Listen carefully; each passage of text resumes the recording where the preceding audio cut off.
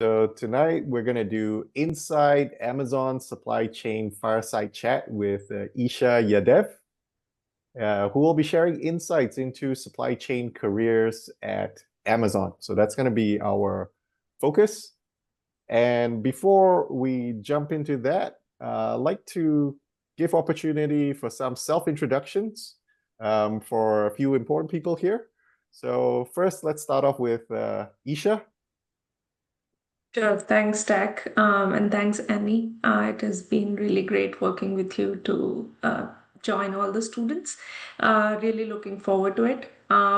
Brief introduction. So, I work at Amazon as a supply chain manager. I've been with Amazon for just a little over a year. But in Amazon years, we say it feels like five. So that's it has been a fun journey. And before that, I was with Dell. I was working as a global supply chain manager for around 2 years.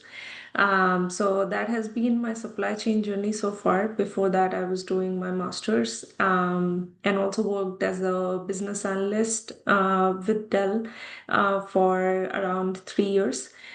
So all in all, have probably 6 to 7 years of experience, and then a master's in business analytics. So that's a bit of my background.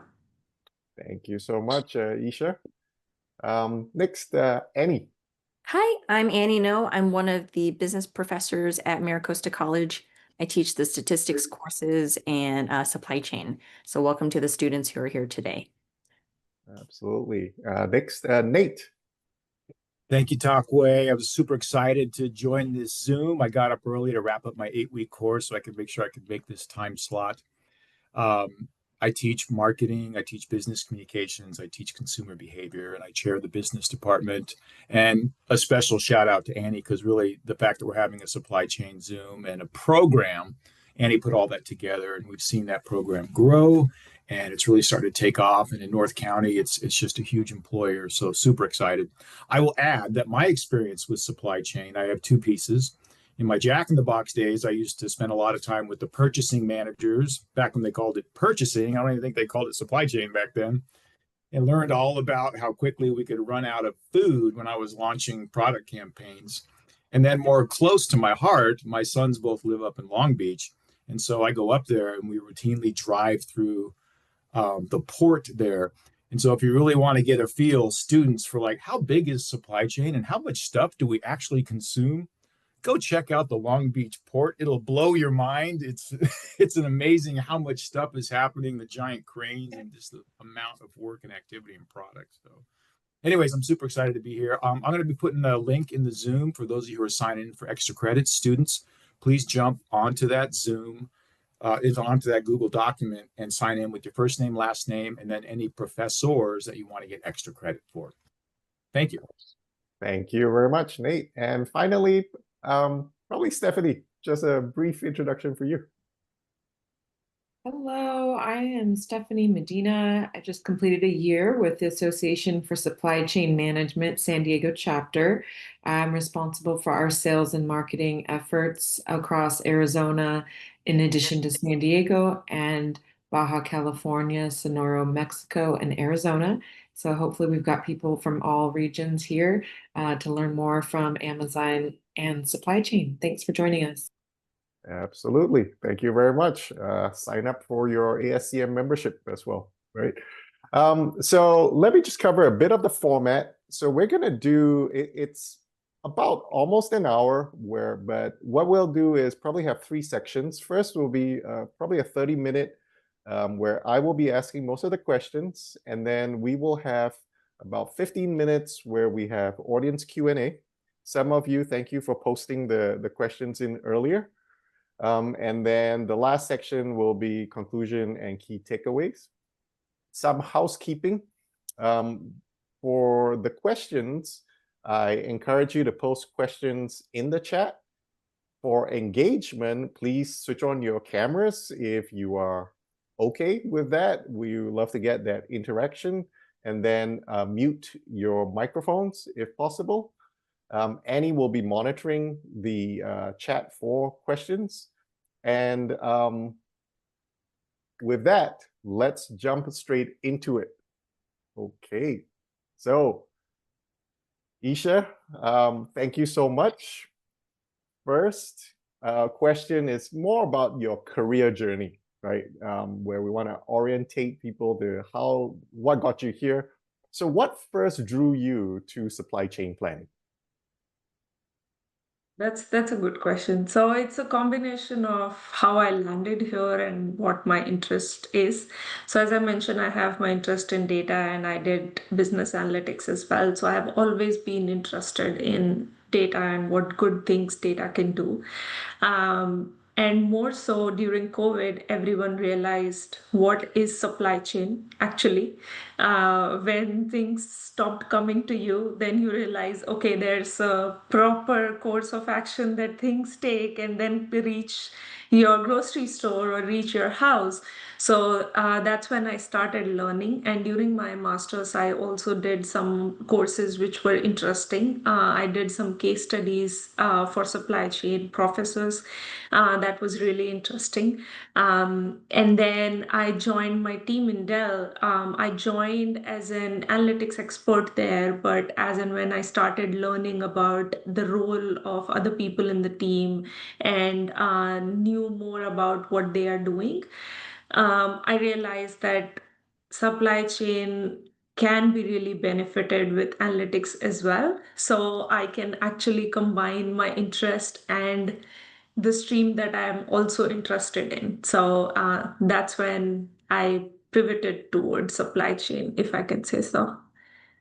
Thank you so much. I can see a lot of it was analytics based as the Mhm. start, right? Yeah, yeah. Would you share a little bit more when you talk about pivot? Can you share a little bit more about that defining moment that shaped your career at Amazon? Mhm. Um, so Amazon, I would say, like it has been really great year. But when I started at Amazon, it was a big change for me. From a new company, you move to another company, and then you have to know about the culture and everything. But what I have learned is at Amazon or any other company, it's really important that you build that trust with your leader, with your team, and with the peers that you work in. You have to give in your work, you have to showcase your good work. And that's when you will get good work also, and then you will get recognition also.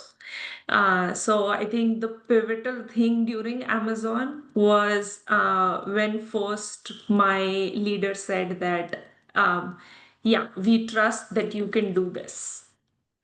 And we give you this good project or we give you this responsibility and we know that you will deliver on it. That's a very good example where you just said about building trust with the leaders and your teammates, right? You didn't go and ask for the big project first, you built it up first. Then you had to show some credibility that you could deliver something. Yeah, exactly. Yeah. Excellent, excellent. Um, could you share a bit more? Let's dive a little bit more into your role. Mhm. What does a typical day look like for a planning manager at Amazon? Um, a day is chaos. I don't know what it is for me tomorrow. I can plan, but it's never the same because we deal with ambiguity a lot. So demand forecasting is what we plan on, and demand forecasting is really, really ambiguous. It can change with 100% tariff on China's.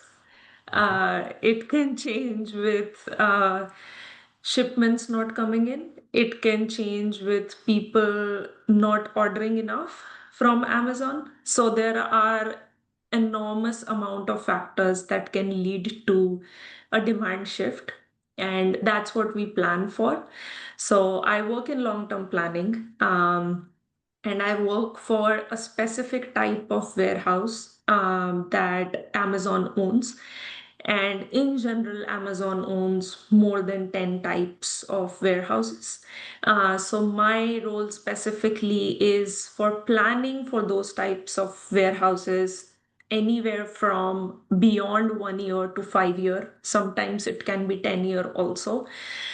So when we talk about long term, no one has seen the future. So we just go on assumptions and what we think future lies. So we have to build a system that is really nuanced, that is granular, and also that is ambiguous at the same time. So if anything changes, we need to be prepared for it. And anywhere in planning, we plan for multiple scenarios that we can land into. So that's like an industry standard. So you plan for a high scenario, you plan for a low scenario, you plan for a medium scenario, and like you can decide how things are shaping up. So that's majorly a day. It's ambiguous. A lot of data that you have to deal with, a lot of data that you have to remember, and a lot of data that if you showcase some data point to leadership, then you need to be 2000% sure that that data is right. So accuracy is very, very key in the space that I'm in. Thank you so much. You mentioned about ambiguity, right? Trying to forecast for the future with many changing scenarios. Would you be able to share, because we have students who have to do some form of forecasting, right? When you learn supply chain, you have to do some form of forecasting. And we talk about forecast accuracy. Yeah. When you do your forecasting, is there kind of like an average range that your forecast accuracy must land in? And are you able to actually land within that forecast accuracy? That's a tough situation to be in. But yes, there is range. Definitely, we have to have a range, and then we have to be prepared for those ranges. And we have to be sure that if anything goes south, then we should have a plan in place. So if we are planning something, let's say if we are planning to launch a new building in 5 years, 6 years, making that up, and then we know that, okay, we'll have this building and everything will go smooth. But to launch a warehouse at that scale, it's not easy. And then not every time you get to meet your launch date. So you have to have your plan B and C in place so that if that scenario doesn't happen, then what do you do? Topmost priority for Amazon always is customers, that no matter what, packages should be at customer's doorstep. And we as planning team make sure that that happens every Thanksgiving, every Christmas. Absolutely. That's one of those very famous stories Yeah. that started Amazon logistics, right? Yes, It was exactly. because of third-party failures. Yes. They then took the bold step of saying we got to control our own future. Yes, Absolutely. exactly. Could you talk a little bit about the tools and the technologies that are essential for your work so that students understand, what type of technical knowledge they may need to deal with in your world or in the planning world? Sure. So I will say technology is ever growing, fast paced. As you can see, AIs of the world, they have come in. But I would say for now, bread and butter is Excel in planning. Because as I said, that ambiguity is really good, like really, really important for us.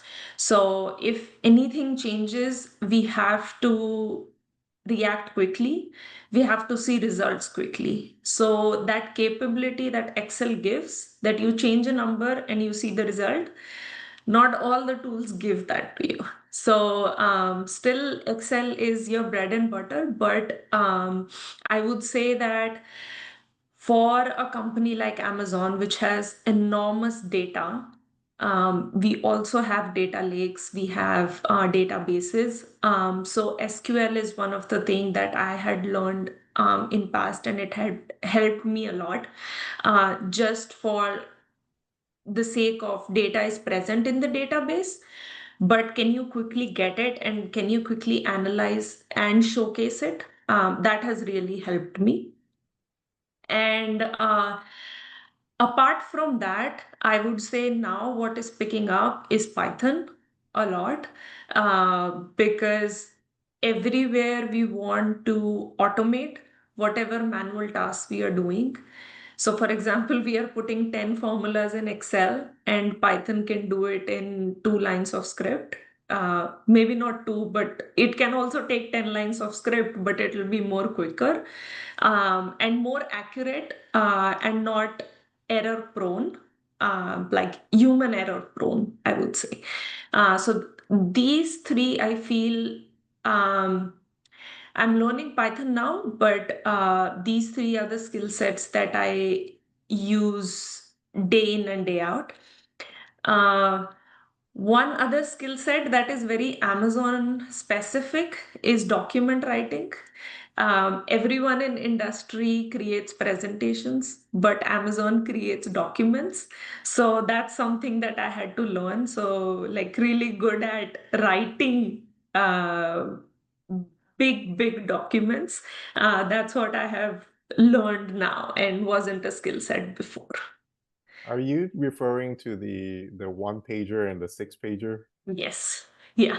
The famous, yeah. And Yeah. I encourage the audience, if you haven't heard about this, is to go Google the famous Amazon one pager and 6 pagers, because there is PowerPoint is banned, correct? Yeah. So They banned PowerPoint. Right? yeah, exactly. And then, like, documents can be 20 pager also. So if you have to excel at Amazon, then first you have to be good at document writing, and more so you have to be good at reading documents and understanding it. I feel in presentations it's really easy. We create graphics, we create visuals, so it's easy for our eyes to read a bar graph quickly. But when it's written in a document format, it takes time to grasp it.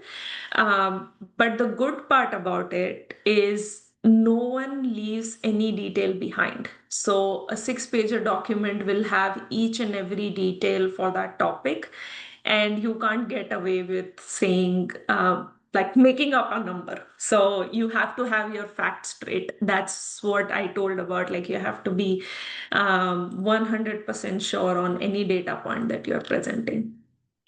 Have in your, just a bit deeper into that, have you seen team members or even yourself get called out when the data is challenged and it's Yes. not as accurate as it should be? What Yes, happens of at course. that point? Yeah. Of course, yeah, we have been called out. I have been asked, if you're presenting a data point, then you need to have a back calculation ready for it. So let's say you are saying that, okay, we are projecting these many packages for next 3 years. How are you coming up to that number? Tell us what all went into that. If you are, like, since it's long-term planning, we make a lot of assumptions. So that's okay. But what are the assumptions that you have made, and what has led you to come up with this number that you are planning for? So yeah, multiple times I've been called out and asked to justify a number that I have presented. So yeah. Do you find, just, you mentioned before you were at Dell, right? You did analyst roles at Dell. Yeah. If you were to compare Amazon versus Dell in terms of precision of data, Is there a Mhm. difference in terms of how they look at data for these two companies? Yes. Yeah, Can you of share a course. bit of that? Yeah, of course. So I would say precision at Amazon is really, really high. Not that it's not high at Dell, but I would say that my space between Dell and Amazon is also a bit different. My role at Amazon is much more high stake. So it's more scrutiny prone, I would say. So I have had all those questions in Amazon more than Dell. But I would say at Dell, as I said, like it's presentation based, right? So you show 3 to 4 data points and you speak about it. And you have to convince your leader. If you're able to convince your leader, that's okay. But at Amazon, you need to show that how you are convincing your leader, why you are convincing your leader, and in what context you are convincing your leader. So all those questions have to be answered before any decision is made. So I would say Amazon is really scrutinizes more, and also Amazon is very, very fast paced. So if I am doing something today, I'll be doing something different 6 months down the line. And that's just the ever evolving logistics of Amazon. So that's just the kind of work that they Yep. do. Yep. We have later on we were going to go to some student questions, and there's obviously a lot of interest in careers in Amazon. And for those who are present, just want to let you know that you heard high scrutiny, which Mhm. means a lot of rigor Mhm. and very fast paced, right? Yes. So be careful what you wish for, because they require both. And I myself, having worked there, they have a level of detail to data like no other company I've seen. Yeah. So that's impressive. So let's go on to another question, which is more in your domain. Mhm. How does Amazon approach demand forecasting at scale? You mean like the scale at which they deliver packages? Yeah, that Okay. means yes, absolutely. Yeah. Yeah, absolutely. So I would say like it's a huge company. So not one person is handling everything. There might be a SVP who is owning worldwide operations, but under him there are thousands and lakhs of people that work. As I mentioned, how like my role is structured, that I work in long-term planning for a specific type of warehouse, and there are multiple type of warehouses. In planning also there is long term, so we plan for anything beyond 1 year. Then there is midterm, they plan for anything under 1 year. And there is short term, they plan for anything within a month. So think about it like one type of warehouse has these many planning teams that are planning for their future. um, and then in United States, we have different areas of pockets that everyone focuses on. So one person might be focusing on Florida or Atlanta. One person might be focusing on Seattle. One person might be focusing on LA. So there are multiple people that are working. And then there are execution teams and technical teams that come in who execute the plans that we create. So there are enormous amount of people that work, but how that functions and how Amazon is able to deliver is everyone has that leadership principle of ownership in their work. So whatever you are doing, whatever you are owning, you have to make sure that you are doing your best to fulfill whatever you are tasked to do. So Yeah, that's pretty much how Amazon does it at scale, and that's just for United States. Then there are different teams for different countries, different continents. Right. Thank you so much. You mentioned about the leadership principles, and Amazon absolutely executes on those, right? They make it not something on a poster. You live it. Yes. You absolutely live it, right? Yeah, exactly. We live in day Okay, in and day out. absolutely. You get a lot of practice. Okay, let's look at some skills and growth opportunities for the audience, right? So Mhm. can you give some detail? What skills do you look for when you're hiring into your team? Hmm. I can talk about like technical skills that we look for, and also like soft skills that we look for. So, technical skills, as I mentioned, like Excel is a must. You have to have Excel knowledge, and you need to be either a 7 or 8 in Excel. If you know how to create macros in Excel, that's a plus. But you at least should know how to do VLOOKUP, how to do certain formulas, how to create a pivot, how to Would make, you would yeah. you sort of give us some context for 7 and 8? What does that mean? Yeah, so that's what I was mentioning, that you need to know that how to create a pivot table, you need to know how to apply certain formulas in Excel, how to aggregate data, how to do conditional formatting. So all those skill sets are absolutely necessary, that you have to have. Um, and something good to have, as I mentioned, is SQL or Python. Python is really new in the market. So if you know that, that's definitely a bonus point.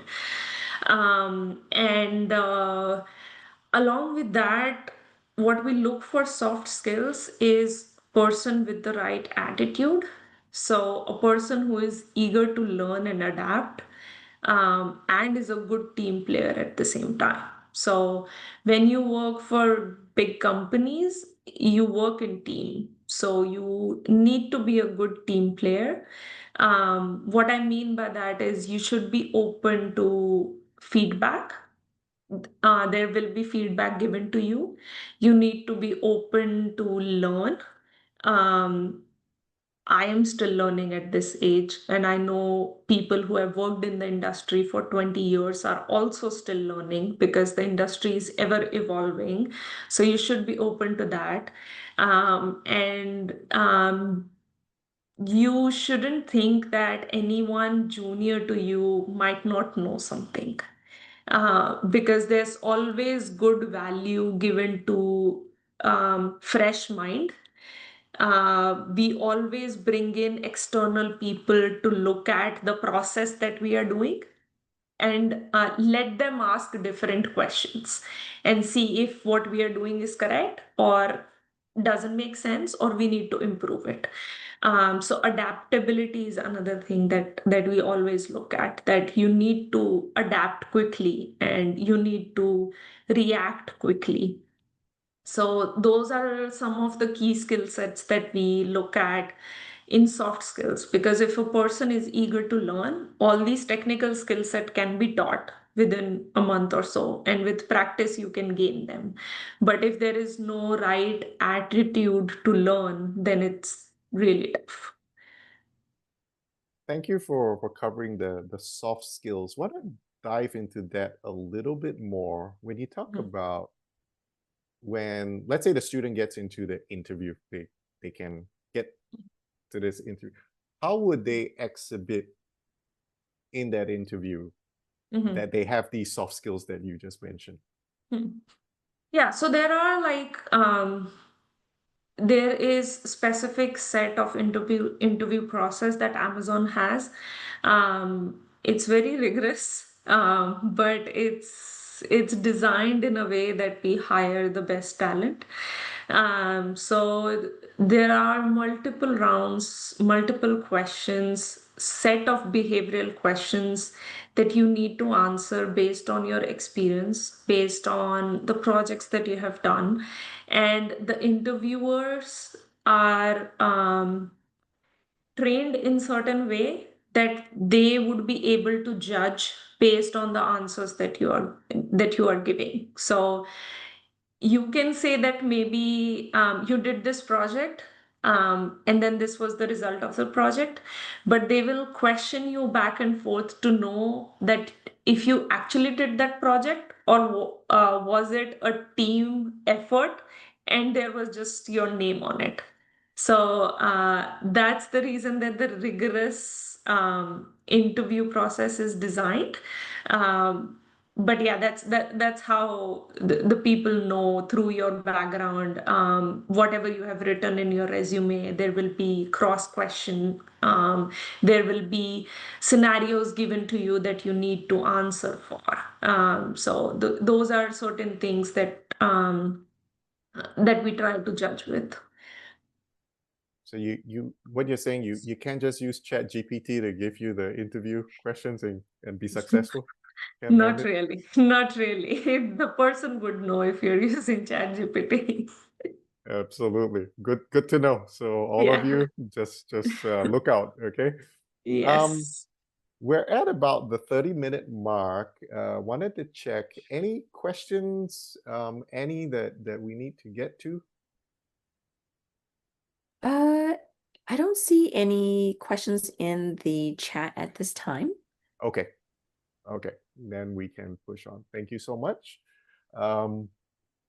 So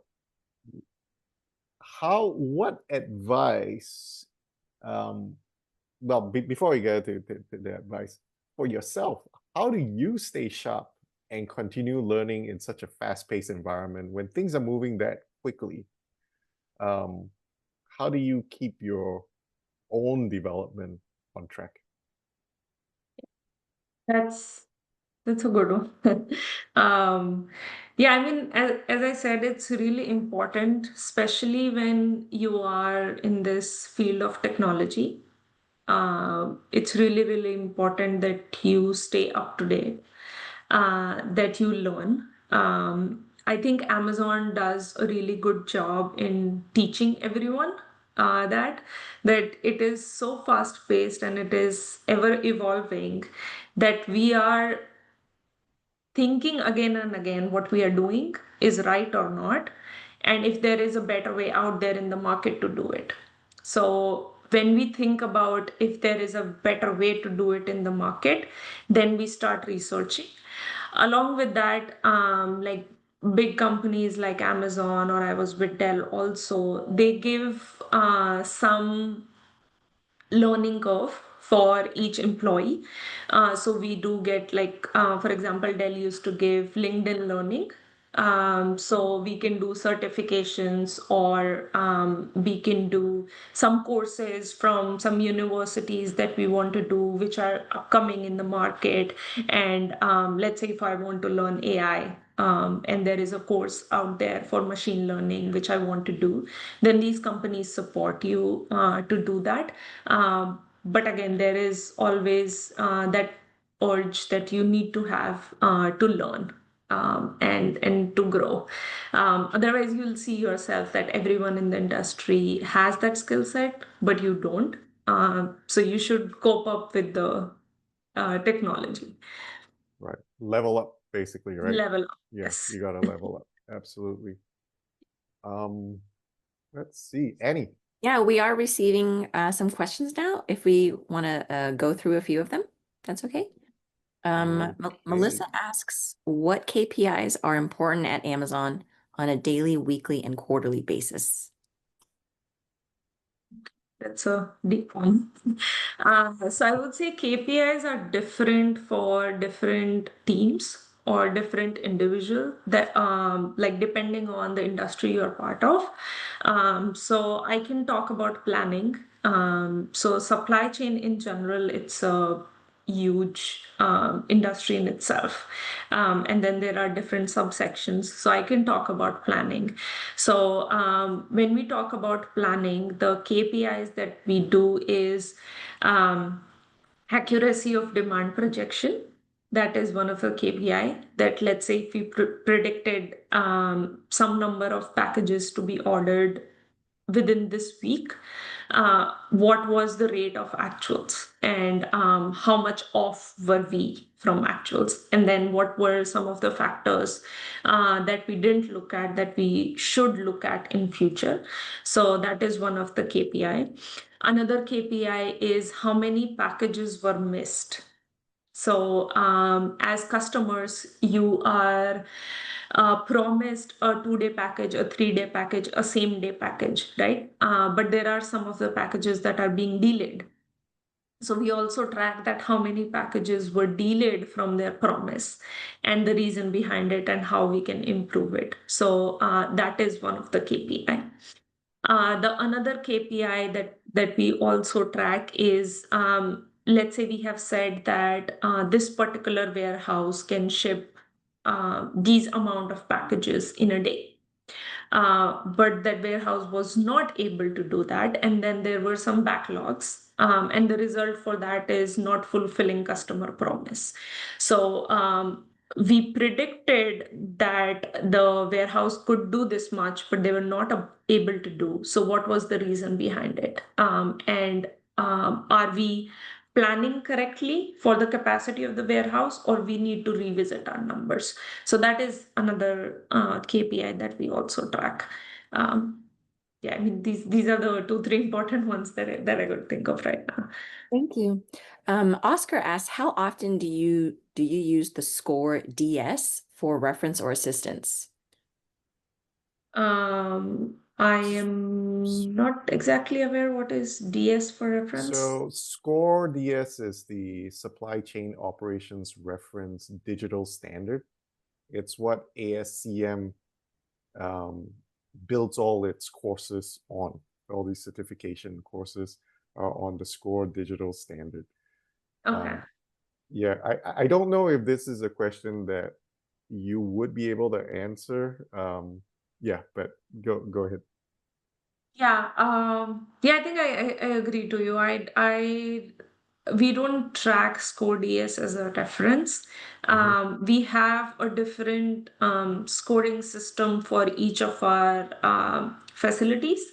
And then we score them based on the inventory that they store, the amount of packages that they pack and ship in the day, amount of packages that they deliver to these amount of customers in a day. So let's say they have delivered to these many zips, zip codes basically. So one site can deliver to 10 zip codes or 15 zip codes depending on the population of that zip code. So these are some of the scores that we track.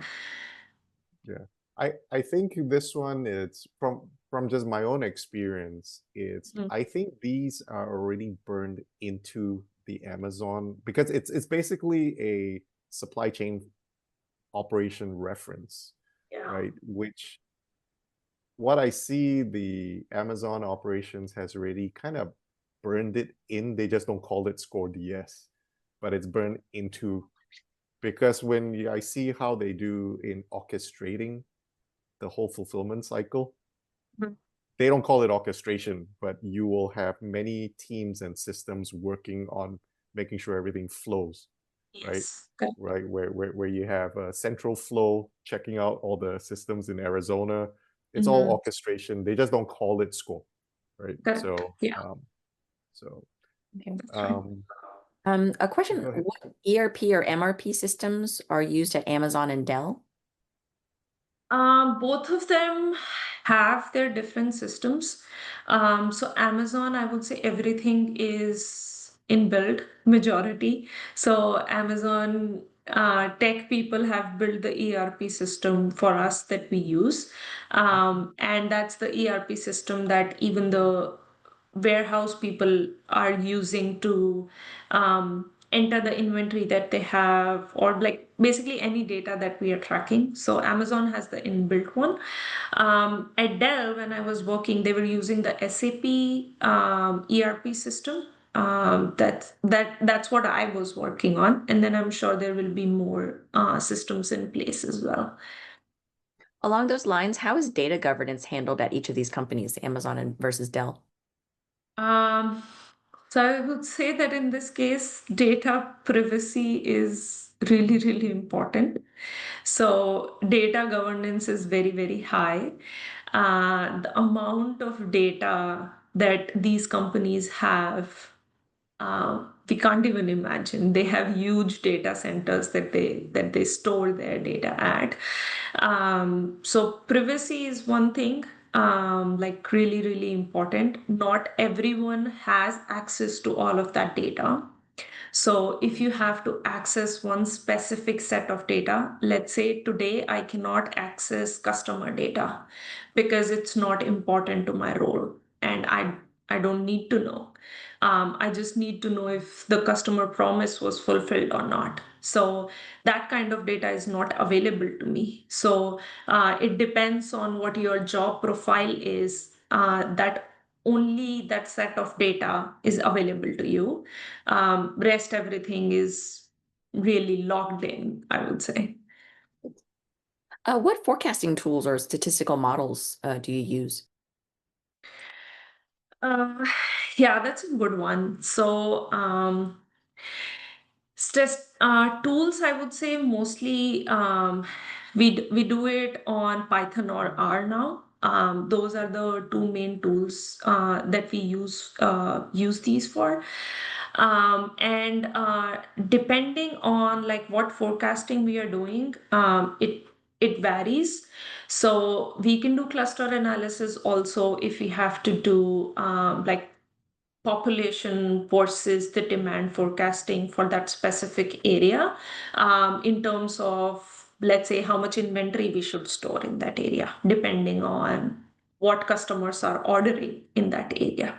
So we do cluster analysis for that. And then we also do random forecasting. So these two are the ones that I have been involved in. And there are more that tech teams do, which I don't use at a daily basis. These are the two ones that we use. Thank you. Jasmine's curious, how is Amazon impacted by tariffs and any potential back orders? Well, there will be impact if it goes in play, because majority of the inventory comes from outsource in US.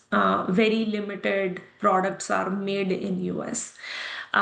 So it's definitely being impacted. As of now, we don't know if the impact of that would be paid by customers, would be paid by the company, or would be paid by the seller. That nuance would come in future once it's implemented and once we know how much of cost impact it is to the company. And that might showcase the price of the product as well. You've been describing a lot about Amazon's versatileness. And so Oscar is asking, how much time do you spend adapting and communicating versus planning? And what's the typical hours worked in a week? I think all of my time is spent in adapting, communicating, and planning. So we plan and then we communicate, but before that we have to adapt. So all those things are very, very accurate. Typical hours a week, I would say it depends. When we are entering into the peak season, so Thanksgiving, Christmas is the peak season when majority of the people order a lot of stuff. So during peak, I would say it's a lot. It's almost 60 to 70 hours a week. But when we are not in peak, it depends on how you want to plan your time. But there is expectation that at least you work 8 hours a day. So 40 hours a week is absolutely mandatory. Oh, curiosity, why does Amazon prefer to use Excel versus SAP? Excel is manual to gather data versus SAP. Yeah, so I would say Excel is mostly used in planning, but when we are gathering the data, as I mentioned, we have like in-house ERP tools. So the people on field, they're not using Excel, they're using the ERP systems to feed in the data. We are using Excel in planning because, as I mentioned, like Excel is quick and it's easy. So if um, let's say we say that we planned for high demand and then we got a question from leader that what if your demand cuts down by 50%, what will you do? So in those quick analysis, Excel is helpful. So that's how in planning we are relying on Excel more, which is going to change really soon in future as and when we adapt with new tools and models coming in with AI. A related question, does your team use AWS QuickSight for business intelligence visualization or just Excel? All the time. So yeah, QuickSight.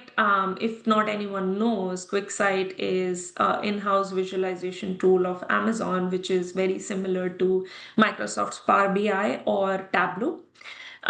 So whenever we have to present any plan to a leadership, we use QuickSight to do that because it's easy and it's good to gather information. So if let's say we have to showcase a plan where we need to combine different plans from different teams for different regions, then QuickSight is really helpful rather than having multiple Excel files and showing it to leader. So that's where QuickSight is helpful, and yeah, we use it almost every day. What was Dell using? So Dell, previously it was using Tableau. It still uses Tableau, but it's mostly using Power BI because we get Power BI with the Microsoft suite. So that's the in-house tool that you get. And then the last question before we switch back to the agenda is, can you give examples of how long-term planners work alongside midterm planners versus planning executions? What does the handoff look like? It's a really good question. Yeah, I would say that the handoff, there is a very robust process that has been set up, and there is a robust timeline that has been set up. So once we do plan for next year, we hand it over to midterm planning. And it's not that they stop and they just take that plan and execute it. They also keep on reiterating because from now until next year, December, a lot of things can change. But to give you an example, to launch a new building, it takes a couple of years. So that is done by long-term planning. So we decide that 4 years down the line, we will be launching a new warehouse in this area. So we will get all the funding approved for it. We will work with design engineering team to design the warehouse, and we will do most of the things. And then when it's under the 1 year mark, then we give it to midterm planning. And then midterm planning takes it until it's within that quarter. And then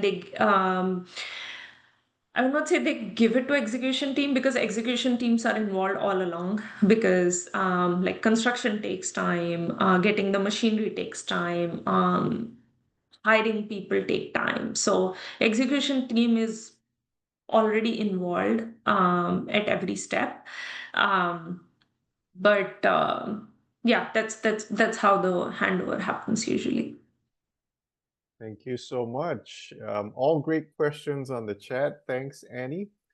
I have some that actually came in beforehand where some students have posted. So let's think about the student who is aspiring to work in supply chain management roles at Amazon.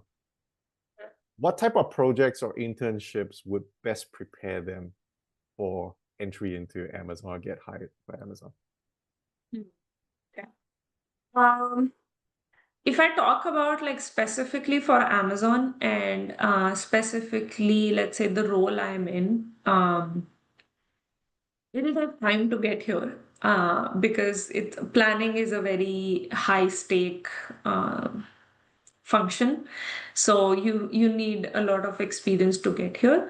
But in supply chain, we do have internship opportunities. So what people do is they start at the field, they start in operations, they start in working at the warehouses and learning the operations, learning how all of the warehouse functions, and then they gradually grow and transition into corporate. So that's one of the paths that people usually take. From knowledge or skill set perspective, I would say that supply chain in general is a really vast field. So try to understand different pieces of it and how everything clubbed together. So in supply chain, there is procurement, that how do you get your items for you. So Amazon stores the inventory, it packs it for you, and then it gives you. But that inventory is coming from somewhere and is being stored in the warehouse. So procurement is one part of it. Planning where I am at, capacity planning is one part of it. And then execution is one part of it, engineering is one part of it.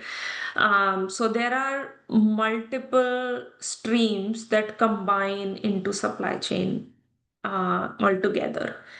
One thing that has also helped me is learn and understand from different case studies that are out there in the market. And I know for a fact that after COVID, there are a lot of case studies that are there, which are based on actual events where how companies as big as Amazon, Dell, and these have evolved and they have adapted with the change that is coming in. And they're still adapting with the AI change that is coming in. So if you read through all of that and if you um, have that knowledge base with you, then I would say it is easier to crack the interview because you're well prepared and you have that knowledge to answer those questions. Fantastic. So what I hear is it's easier to start with operations, Yeah. right? Even though the goal may be to go into corporate planning, Mhm. what you're doing is capacity planning, Yeah. but start at the grassroots level, which is they hire a lot of people in ops, right? Yeah. So you get your foot in the door, and then the other thing is you talked about case studies, which is interesting, which is also there's an academic part of it, right? Yeah. It's not just you do operational hands-on experience. Mhm. You have to go learn in what's happening in other companies as well, to Yeah. kind of beef up your academic intellectual sort of knowledge as well for Yeah. to prepare you to be future ready. Excellent. Exactly. Um, this one is quite interesting. Is when you talk about this one was talking about Prime Day and holiday Mm. effect planning. I think you probably already mentioned some of that before, right? Which is part of where there's ambiguity, you have some history, but many things can happen. Um, I see an extra question coming in from Alan, which is there a way to get an internship in corporate without going through the warehouse route? If so, what are the requirements and work experience needed? So this one is the direct route, like skip the Yeah. ops, go straight in. What do you think? Yeah, so I think there is an internship program that we do, but that's very specific to MBA people. So we do have university hires from different MBA programs that we create, like a 1 day interview session or like a 1 day screening session at different universities. And then we hire those people. I'm not sure of anything on directly from bachelor's. as an internship experience that I have heard of, at least in my organization. But yeah, I can probably check that. And Well, thank you. For yourself, yeah. right? Can you talk a bit about your own career planning and progression? Like you're at planning, what do you want to head towards? Yeah, that's a good one. So there's a difference between like wishing and reality. uh, Forecast and uh, actual. Yeah. yeah, exactly. Forecasting and actuals. But I would say that what I have learned so far in my journey is you keep on doing the hard work and you keep on showcasing, and the right opportunity will land for you. Because there have been instances where I have not interacted with that leader, or I have not met a leader, but they have heard about me in some other meeting, in some forum where I might have presented. And they have come in and offered me a position. So, what I have learned is whatever you are doing right now, just do with the best that you have. Make sure that you're not being called out on you're not doing your job properly. Like there will always be feedback on how we can grow and how we can improve. And from a path perspective, yeah, I have an interest of becoming a people manager, and I want to pursue that in future. How and when it will come to me, I don't know right now. But yeah, like I do tend to work on it at everyday basis, I can say. Fantastic. Well, I'll give you a few minutes. We're coming to the end to think about one key takeaway for Mhm. the audience or the students. Mhm. While I just point everybody's attention to the chat that there's a free membership for 2 years, I think, upon graduation for the ASCM membership. And then I think Annie also posted something on Amazon Jobs, right? So for those, if that's of interest, please take this opportunity. Wanted to end off with some key takeaways. One key takeaway that you think you could leave with our audience, Isha. Yeah, like before the takeaway, I just want to say that it was really fun, and the students are really curious. And I was surprised with the detail of questions that they are asking. So I am 100% sure that they are knowing about the industry, and they are getting the industry knowledge that they should be getting. So really, really good audience, I would say. One key takeaway that you should be taking from today's session, I would say, is just keep working hard, um, as much as you can. There can be different paths for you in future, which you don't know right now. But the only thing that you can do is work. So just work and focus on it, uh, and be humble while doing it. That's one key takeaway that I want to give. Thank you very much, Isha. Really appreciate your time. We want to thank you all for your kind attendance, and we hope to see you on the next one. Thank you all very much. Thank you so much. Bye.